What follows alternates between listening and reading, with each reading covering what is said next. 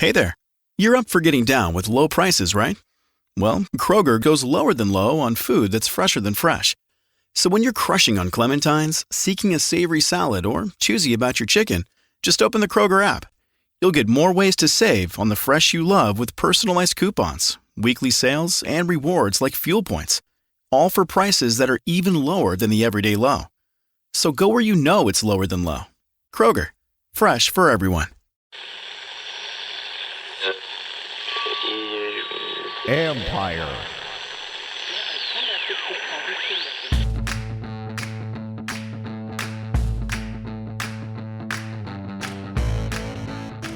Hello and welcome to my podcast.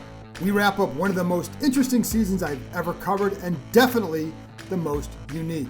Usually by season's end, you're completely drained. There's no doubt that that's the case given all that we had to cover from June forward. But there were so many good stories here late, it was also energizing. Anyway, today, the play-by-play voice of the Washington football team, Bram Weinstein, and I rehash the season, talk a little bit about the game against Tampa, and touch on the key topics. Quarterback, what goes on with Alex Smith, Taylor Heineke, other offseason decisions, what was established, and how this year was a cleansing for many. Don't forget, you can follow Bram on Twitter at RealBramW and listen to him on ESPN 630. You can read my work on ESPN.com. I have a story up now about Alex Smith and his future.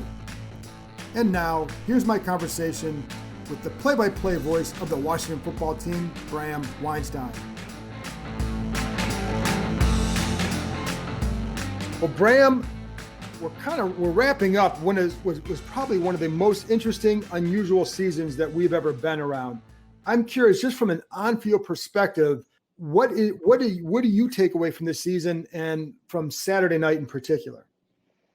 I take away mainly that there's a different culture here that was promised. You know, we've heard this a million times, especially here, but it really happened, at least for a year. So things are different. And that even with a clear amount of deficiencies and holes that need to be addressed, that they're going to be extremely competitive. And that's, to me, the best sign of all of this, that the good teams don't have all the best players like Tampa Bay did, the other night. You can win by developing players and having chemistry and team unity and buy-in. And we saw all of that this year, which I didn't know what to expect with no offseason, really.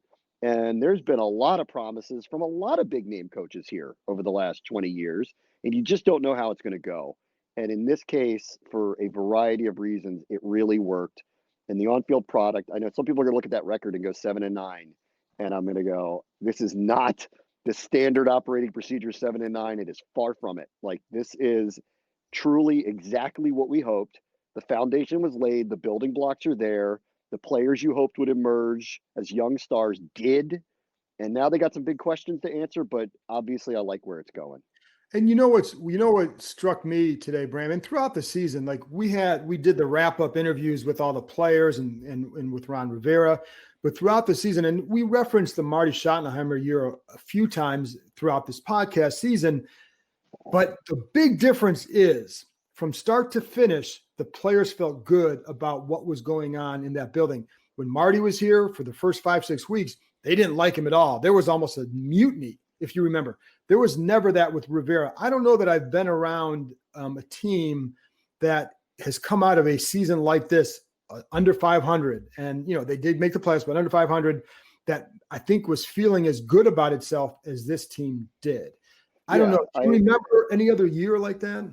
No, I mean, I still, I think, and you and I probably agree on this, like, that was a mistake to fire Marty after 1 year. That was really one of the big mistakes that was made early in the ownership tenure here, that it was. And he should have stuck with Marty. And I know there was a lot of personal conflicts that were going on between the owner and the coach. There was a power dynamic that he learned about very early, in his tenure, that Marty was going to be the smartest guy in the room, didn't want to hear it, stay out of his way. And they had really turned a corner and they were playing really well. And it does feel similar. Like, the defense got really good. There were some playmakers there. They started to win games. They were very competitive in these games. But I think we all knew what the score was, and that's what's different here, is that we weren't waiting out to see what was going to happen with Rivera. We know it's his show. We know it's just year one. We know that there's going to be a lot of changes. And I mean, honestly, from start to finish, there's nobody. The only thing that's comparable, that this team had to deal with that everyone else did was COVID and protocols. Everything else, I mean, I heard Ron Rivera on the postgame show driving home from the game, and Scott Jackson asked him, like, how would you describe year one in Washington? And he started laughing, and he was basically like, I don't think I can do that right now. Ask me tomorrow because it's too long of an answer. So, it does feel similar to the Marty year, but clearly the organization's in a different space to allow for the growth to happen. And the other part of it too is there really weren't a lot of veterans on this team like there was on Marty's team. Right. Like he had some old, star players who were entitled. Even people like Darryl Green, who'd been here for a very long time and kind of just didn't want to hear it. And so the message I think was better here because these were young guys that were willing to buy in with some leadership and take some of their own ownership. And I think one of the best things that happened was organically Chase Young's a captain, organically Terry McLaurin's a captain. One's in his second year, one's in his first. Like that's different. That's different than trying to get buy-in from guys who are about to go to the Hall of Fame that are going, I'm not listening to this guy. I don't care what his credentials are. So I think that was different here too. And that's why I say, like, it struck me because they're 2-7 and those guys still enjoyed being on the field and being around each other. I think that's what has been unusual about this year. And there were some of the Gibbs teams I felt like were pretty close too, but this was an unusual year in that regard. Moving forward, what would you say, like, what's for you, the number one thing you've got to get squared away with a GM, quarterback, what? I don't think it's the GM. I think that just because of the dynamic that person who's going to come in here is probably going to be someone who has a previous relationship to Ron Rivera. And I think that person has probably been pre-selected, but that's just a guess for me. So I think that person's going to be in lockstep. Like there's not going to be a new thought process about how they're going to pick players. Like they're going to bring in someone who's going to take duties off of, the coach's plate. That's how I see that kind of working here. The quarterback's the biggest thing. And I don't know what the answer is. Like, I think Kyle Allen will be back. I think this Taylor Heineke guy has bought himself an opportunity to compete in the spring. And maybe he's quarterback 3 or 2, something like that. But I think he's bought himself the opportunity to show that. I still think they're looking for who the starter is. And that's going to be the biggest question. Who do they go to get in the open market or via trade to be likely the starting quarterback? And I don't know what the answer is because I don't think there's the same level of access to viable solutions there like there was last offseason.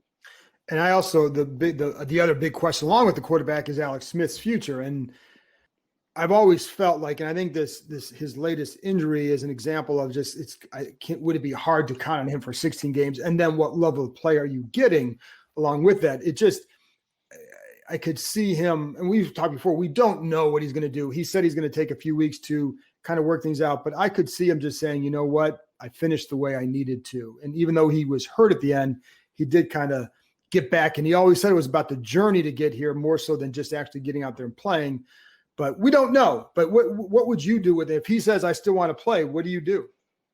I hate saying this because it's so fresh and everything, but I don't think he's their solution moving forward. I really don't. I appreciate everything he did. I'll give you a couple metrics that will, I think, put some of it in context.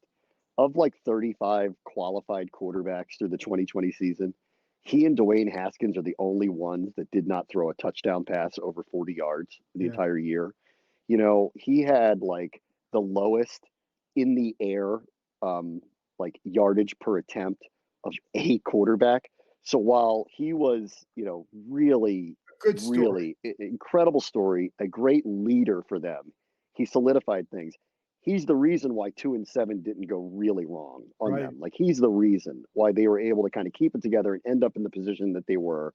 And I appreciate his work, the inspirational part of it, and his leadership, but I don't see a viable solution to a 17-week season because that's what it is next year, a 17-week season with him as the quarterback. And I just don't think that they want to go through another year where they're going, okay, when are we playing Kyle? When are we playing Heineke? When are we playing the other guy? Like, I think that they would like to get someone that they believe, hopefully, that they won't have injury issues to deal with, or ones that unforeseen ones.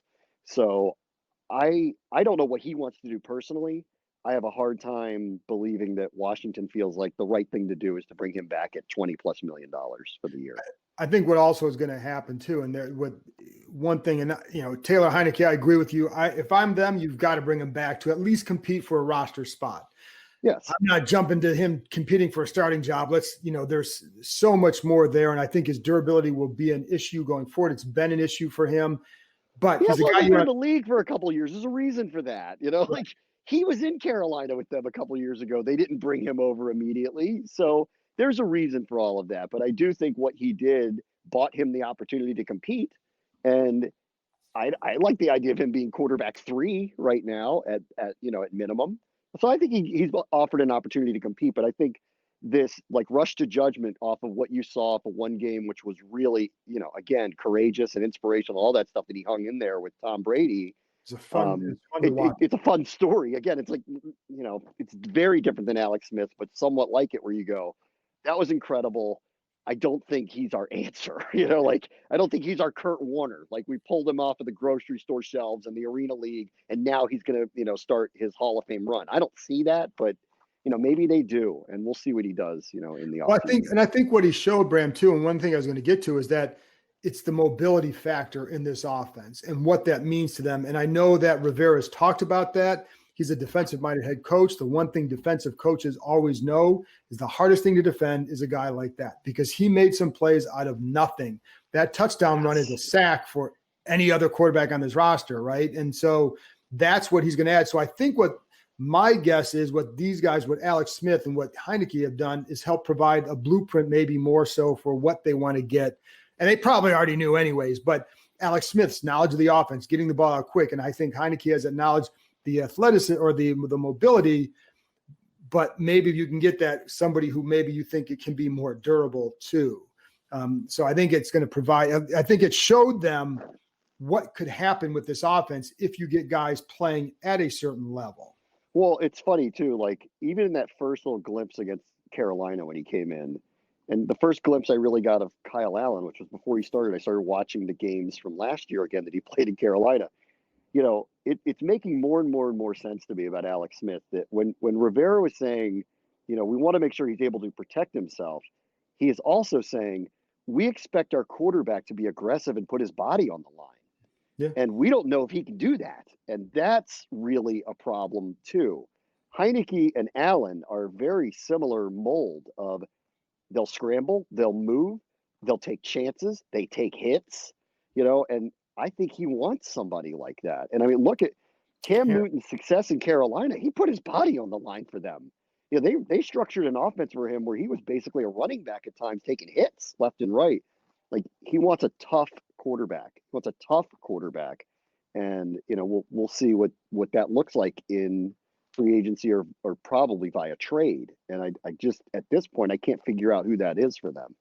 It's going to be hard to, and that'll be the number one topic going forward. But I do think it's, one of the things that they'll have to decide, do you go to the draft? And if you go in the draft, how much do you bolster around these guys? Because you need to add more talent. Whoever the quarterback is, you've got to add some more talent at receiver and maybe get another tight end who's a pass catching threat, and improve that, because that's going to improve the play. Find another lineman. So I don't think you get a rookie quarterback starting here either. Like, this team, I think what you learned about this team is they have the makings of a championship caliber defense. And you've got a 2 to 3 year window before these contracts are going to come up with these defensive linemen. This smells of, we have to get a veteran quarterback in here who knows how to play and can fit into our offense and gives us a chance to be better on offense and score more points and make less mistakes and give our defense a chance to win. So this whole thing sets up to me that they're going to be in the market for a veteran. That if they draft somebody, it'll be in the lower rounds to develop, but not to play. That's been my thought too, is that that's the route they would try to go. And then maybe picking a guy in this third round or so, who I don't even know who that is, just throwing it around more than a name, but just picking somebody there that you say, okay, this is a guy we like. He has these qualities. he reminds us of Taylor Heineke, but he's more durable. He's better, and you can develop him. And then that way, you have the veteran, you have the bridge, and Kyle. You have a guy in Kyle Allen who can kind of be in between those guys. That's what I would think. But I think so too. And the Yeah. other part too is, Rivera, sometimes he says out loud what he's going to do. And he said to you all today, I'm going to talk to the owner about GM, because that's a big hire. And the GM, and the owner should have a say in all of that, who's the GM of the team. And he also said the quarterback, which really read to me, I know how close you are to Alex Smith. And I know, what he did for this team, and I appreciate it. I want to tell you up front that we are probably not bringing him back. That's how that read to me. And we want, you to know that and be on board with that. Not unlike when we called you to say Dwayne Haskins is not going to be here any longer, because we know, what your hopes were and how much you had pinned to that selection. And we don't want you out of the loop or surprised by any of that. And I think it's wise to do that in both of the cases of Haskins and Smith. And I think, and listen, the coach is usually going to meet with the owner anyways about the direction of the team, whatever is going on. So it's not unusual with that, but I do think that it could be exactly what you said, because he does have the relationship with them. I think if Rivera is smart, he'd also tell him, and you're not going to propose any deals for us to go get a quarterback. We'll take care of that. If he's smart, he'll tell him that too. I think so. And there's nowhere for them to go in the draft draft. Trevor Lawrence is going number 1. Justin Fields is not going to get to them at where they're picking. I don't think the BYU quarterback is going to be there where they're picking. So they'd have to move up to do it, and I don't see that. I really don't see it, and I really don't think that rookie quarterback is the way they want to go, where it looks like they have this window where their defense, with a couple of additions, could be championship caliber. And that's why I think you've got to get a veteran quarterback in here who knows the ropes, has been through the fights, and is willing to, take a run here. Not unlike the way Alex Smith did a few years ago when he was traded for. And especially in this division, because he was even asked today about, how you stack up against other teams in the divisions. Like, well, they won the division, so that's how they stack up. But that's right. But I do think, like, when you're looking not just now, but for the next couple of years, which team who's best set up to contend that whole time? I mean, everybody's got something, but this team has that defense and that defensive front that could set them up really well. So you get a veteran here, and you can, I wouldn't say own the division. I think it's way too early to say that, but you certainly have a chance to win this division and continue to get to the dance. I mean, listen, there are two possible quarterbacks that are extremely high priced that they'd have a shot at. Deshaun Watson, dependent on what the price is, and if they're actually going to do that, which sounds actually crazy to me that they would trade him, but who knows? It might get so squeaky there that who knows. And I don't think Dallas is going to walk away from Dak Prescott, but I don't know. I mean, like, I don't think they're going to go the route of Kirk Cousins and franchise him a second time and allow him to get into a leverage situation where he walks on them. So I think the rubber's going to meet the road on them, and they're going to offer him something. I would think he takes it, but he may not. And if he doesn't, he's going to be available. And those are the two I would look at and say, all right, you're going to spend the preponderance of your cap room on a quarterback. I'd do it for either one of those guys. Outside of that, they have to figure out a way to do this so that they can go get the things that you're talking about. They need a left tackle. They may need a left guard, maybe. I think they could use another wide receiver. They probably need another running back to go along with Gibson and McKissick. They need a linebacker. They might feel like they need some secondary help. Like, there are things that they need to go after and get. They have the room to do it. It all starts with how much are they spending to acquire the quarterback that they want. And I think they're also going to have to do it with an eye toward the future, as you brought up earlier, with the defensive line and making sure that you're not just handing out a lot of money to guys, but giving out good contracts, because you're going to have to be mindful of that as well. John Allen's contract's going to come up in a couple of years. Right. That's number one. Then comes pain. Then comes Allen. Yeah. I think Allen, they're going to have serious talks about an extension very soon. I think I can see an extension getting done this offseason with him. They're going to spend a lot of money on Brandon Sheriff. That is about to happen. Yeah. So some of the big money is going to start getting doled out here very soon. They fortunately are in a very good cap position, and they could be in an incredible one if the cap actually ends up going down, because all of a sudden teams like Philadelphia and New Orleans that are up against it already might be putting very good veterans on the market because they have to. So Right. that's where things could change for them. Not at the quarterback position, obviously, but at other spots that they might be looking to fill, especially with New Orleans defensive players. Like if they have to make some very difficult choices on some very good defensive players, might be a couple guys on the market you normally wouldn't get because of the COVID situation and the cap. I was gonna say they might be able to get some, guys on the cheaper this year because of this situation. Do you feel like one of the things too, from a fan base perspective, it feels like this fan base is as energized as they've been in a while. Do you agree with that? I do. I mean, I do. I think if you think this was same old, you didn't watch the games then this year. You just didn't watch it. If you just assumed because you saw the record, then you didn't watch it. I do feel like things are different. I think this was the first time in a while that you can kind of wrap your arms around the team that was on the field and get behind it. And Chase Young's presence, and I think we talked about this a lot, but I felt like this guy, he's going to be the most important presence to come into the organization on the field since RG3 and the most important defensive presence since Sean Taylor. And he lived up to every last bit of it. And so we have a star on the team now. Like he's going to win Defensive Rookie of the Year. 7.5 sacks as a rookie. What's it going to be year 2, year 3? He's playing with all pro caliber players next to him on the line. This has the makings of being a dominant force. He becomes our JJ Watt. And I think things are very different now. Like I think he's going to have the type of presence with the fan base that Sean had, in that he's going to become a favored son very quickly here. And I think that makes a big difference. And so I do. I feel like there is a lot of energy now.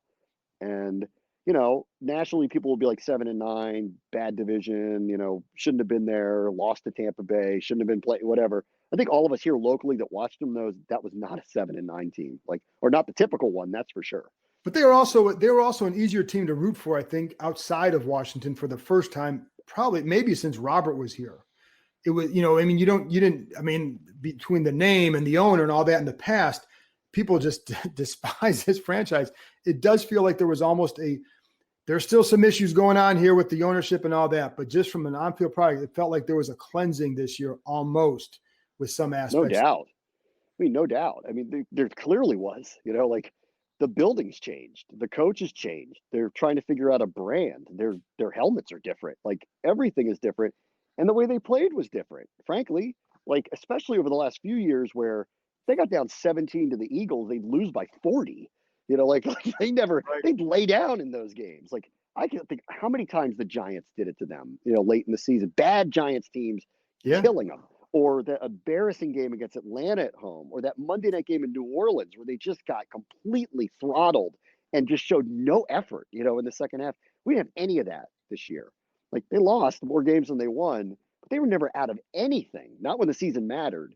And even last night, where I think we all knew, this was going to take a miracle, to pull this off, the way Tampa had been functioning.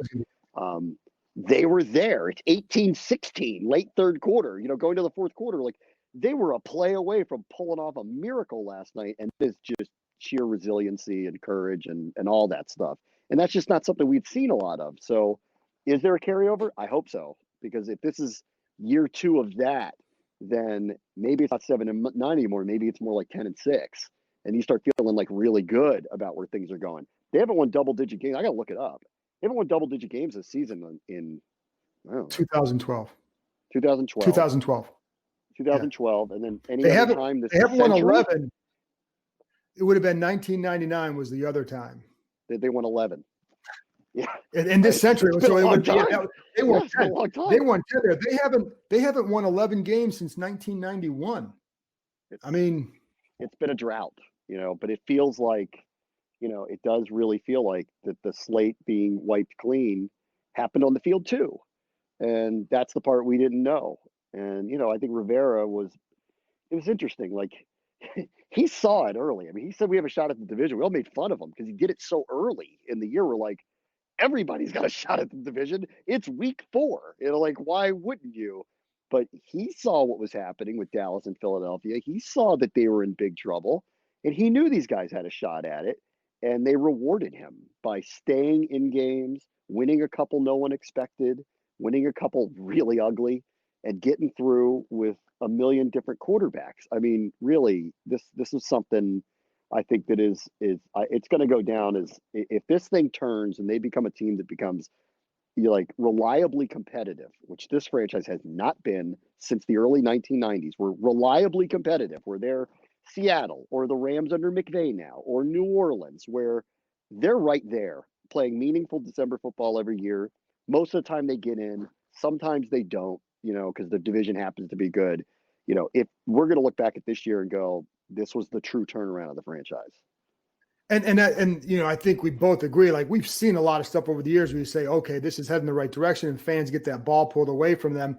So we don't know where it's going to go. But this is at the end of the season, from players and coaches and all that, it feels a lot different than it has before. And I know, again, fans have heard that and they're tired of hearing that, but I think they kind of feel it too because of what you hear from the players. And I think what we're hearing from them is genuine because it's what I hear from people who are, you get away from conversations off the, private conversations during the week, and you talk to people who are close to these players and say, no, this is how they feel. They do like this. They do like that. So I think there's some genuine, legitimate reason for hope, but here they've got to finish it for the first time in a while. Yeah, and that goes back to they have to get a solution at quarterback, because if you don't have a quarterback, you can't win. Right. So they've got to get, somebody. It doesn't have to be Dak Prescott, but it's got to be somebody, a professional quarterback, a healthier Alex Smith. They have to get somebody in here that they can count on, that is going to ride what they've built. And I don't know who that person is. That's the biggest question for them. All this other stuff we're talking about, I think they can find the people that they want. I look at Curtis Samuel. He's out on the market. He played in Carolina. He tore them up. There's some interesting receiver options. And I'm looking at him going, he's perfect, for them. Like if they brought him in opposite of McLaurin, where they can move him in the slot, move him to the outside. He's a perfect receiver. And he's not Julio Jones and he's not Mike Thomas, but he's a perfect player that can come into here. No, he doesn't need to be, but they do need to find the quarterback. I mean, you look at Saturday night, and if they had a couple other guys that better and more consistent receivers in some of those spots, game could go a little bit different early. So, who knows? I think a lot of questions to be answered, but for the first time again in a while, I think fans will be paying attention to these questions that are being asked, because if they're answered right, this thing could be more fun next year. So, Bram, I hope you had fun in your first year calling the plays here. It was great. It was a blast. The only things I wish I could have been different were the things that were out of everybody's control. I wish we could have traveled to the road games, and I wish we could have had the crowd there. I would love to have heard that crowd last night when Heineke scored that touchdown. Yep. Like, what would that crowd have been last night when that happened? And would it have altered the outcome if you've got this frenzied crowd there, looking at what might be one of the all-time upsets? You don't know, like, what kind of effect that might have had. You don't. And that's, I tweeted that out during the game, and I agree with that it was a shame that fans could not be at that game. So I hope for the fans' sake that you get that shot next year. So I don't want to ever go through a season again where there are no fans in the stands. I think the other thing too is I'm amazed we got through it. Yeah. Just the fact that they had one game moved by no fault of their own, and that we're watching playoff games today, it's amazing. It really is. Yep. Bram, thanks a lot for coming on, and there's going to be a lot to talk about in the next however many months before we get to OTAs and then training camp, the draft, free agency, all that. Thanks, Bram. All right. Thanks, John.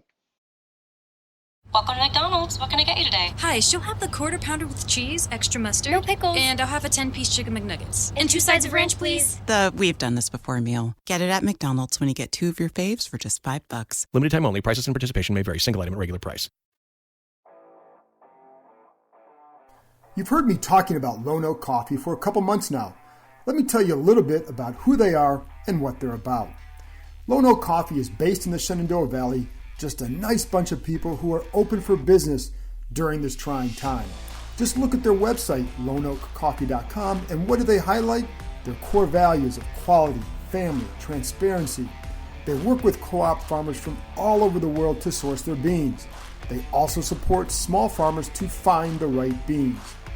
During this pandemic, one of my saving graces has been grinding my beans from Lone Oak Coffee and taking a few minutes before the day to savor the coffee, get my mind right. Put a little jazz or Frank Sinatra or Louis Armstrong on in the background, it's even better. I've enjoyed all their blends, but among my favorites, the Ethiopian Guji, love the berry flavor, the Mexican Chiapas, and their house blend. Start your day off right with Lone Oak Coffee. Visit loneoakcoffee.com, that's LONEOAK coffee.com. Use promo code COFFEE2020 for a discount. You can thank me later. That's it for this episode. Thanks to Bram for joining me, and as always, thank you for listening. I hope you enjoyed our shows during the season. There will be plenty more in the offseason because there's so much more to talk about. I will have another episode out during the week, trying to line up a special guest, so when the next one comes out will depend on their availability. Stay posted. I'll talk to you next time.